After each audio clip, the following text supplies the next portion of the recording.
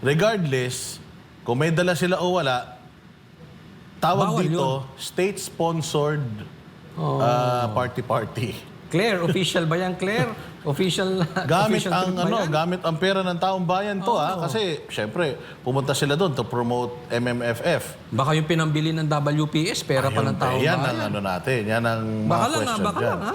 Again, people are speculating dahil nga Hindi sila nag-explain Yes. eh. Pero alam mo, makakapaglinis dito, Boss Daga. Ako sa tingin ko lang, ha? It's about time na talagang magpa-hair follicle test si Yan. Marcos. Kasi may namatay, ando doon yung asawa mo. Imposibleng iisipin ng tao na yung asawa mo nandoon lang nanonood ng TV. Para ka nag-aya sa motel, tapos manood lang kayo ng TV. Andun kalat eh, tapos andun yung asawa. Diba? So, hindi na issue sa akin. Ang magpatunay niyan, sila na. Kung gumagamit o hindi gumagamit yung asawa. Pero hindi maalis sa isipan ng tao, you cannot blame the people na all the more.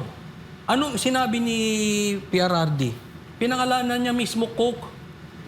Tapos itong involved ngayon, Coke din. Sa pool di ba? Konektado.